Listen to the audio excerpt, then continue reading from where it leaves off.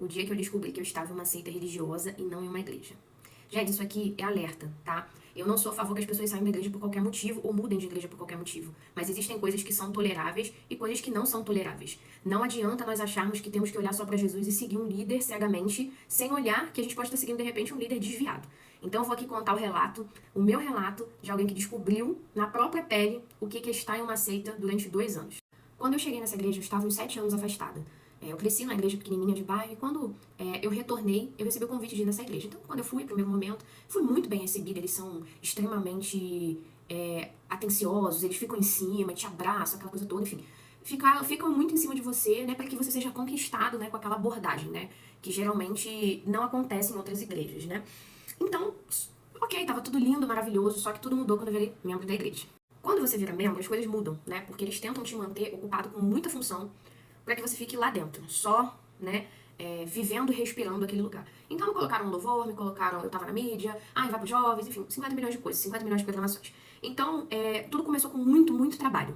Então esse lugar romantizava muito trabalhos severos e achava que se a pessoa não quisesse submeter aquilo, não queria dar para Deus, né, não queria servir, porque reino é isso, enfim. Então se a pessoa chegasse lá e, sei lá, faça uma faculdade à noite, eles arrumavam um jeito de colocar na cabeça da pessoa, né, de que ela precisava ter mais tempo para estar no culto.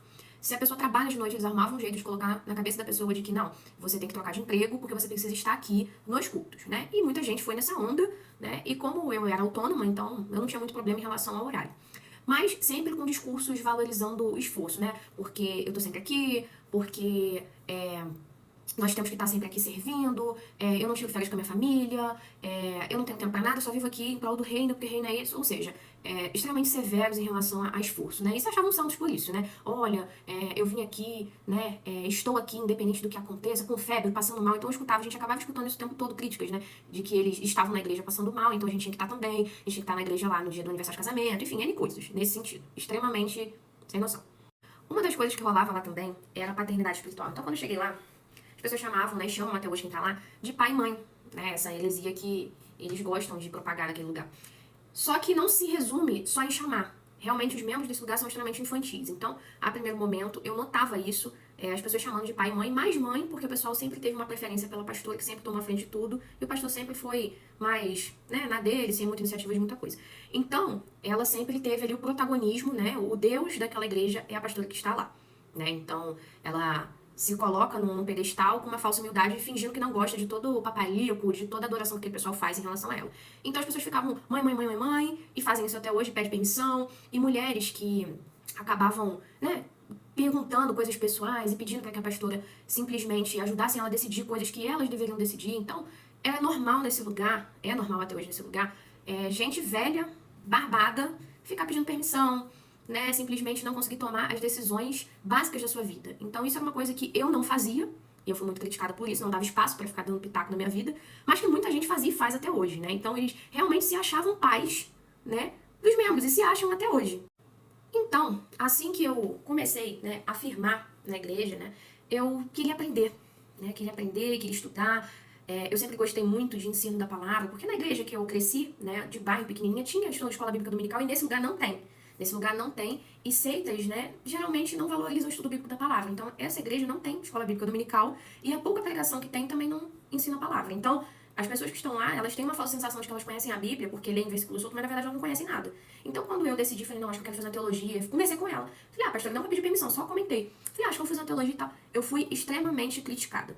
Não, porque teologia é muita teoria e a prática é diferente, lá, enfim. Como eu simplesmente não fazia a mesma coisa que todo mundo de ficar obedecendo cegamente, eu falei, vou fazer sim. Fiz a matrícula e comecei. Gente, que caos. Eu comecei a aprender o básico, gente. Eu não era PhD, não sou PhD, não sou doutora em teologia, não. O basicão mesmo. Aí eu comecei a ver as coisas que estavam sendo pregadas errado naquele lugar. Falei, caramba, né? Então era muito comum ouvir umas heresias, né? E as pessoas ficavam, glória a Deus, aleluia, porque o pessoal grita muito e não raciocina, não estuda, enfim. Só que eu era tida como arrogante, análise empírica, fazer teologia pra saber mais do que os outros. E não, gente, eu só queria saber o básico. Na verdade, hoje eu quero saber até mais, mas assim, não era pra me engrandecer. Era que se eu dizia que eu amava o Senhor e a palavra dele, o mínimo que esperava era que eu me esforçasse, né, pra compreender a palavra. Enfim, ela me criticou milhões. E quando eu parei na liderança dos jovens, eu tentei inserir estudo bíblico na palavra.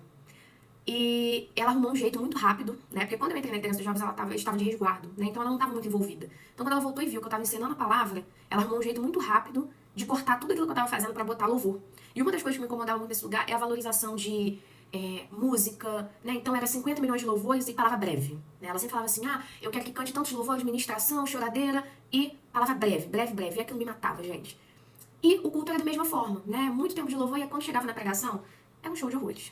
Gente, é um show de horrores, por quê? Primeiro porque eles não gostam de pregar as epístolas de Paulo, não gostam de pregar nada doutrinário, porque é tudo contrário ao que eles faziam. Mas eles gostavam muito de pregar histórias, relatos históricos da Bíblia. Então eles gostam muito do Antigo Testamento e alguns trechos da parte ali dos evangelhos. Mas é um show de horrores porque a pastora uma vez quebrou uma vassoura em cima do altar fazendo um escássio gritando muito. Eu não lembro da palavra, eu só lembro da vassoura quebrada, tá? O pastor, gente, ele é sensacional em frases de efeito sem sentido. Gente, é uma pérola, é um meme. Tem um canal no YouTube que eles gostam de postar isso. Né, tá público, uma hora eu coloco aqui nos comentários. Ele gosta de falar as seguintes pérolas. A ave que voa mais alto é a águia, e a águia não voa com corvo, a águia voa com águia.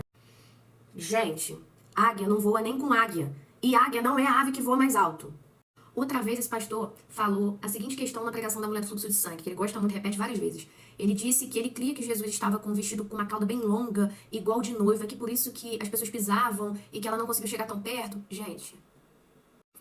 E uma vez me contaram também que ele falou que ele cria que a baleia estava sendo gerada no ventre de Jonas. É esse mesmo pastor que gosta de criticar as pessoas que estudam a Bíblia dizendo que não adianta conhecer de Gênesis e Apocalipse.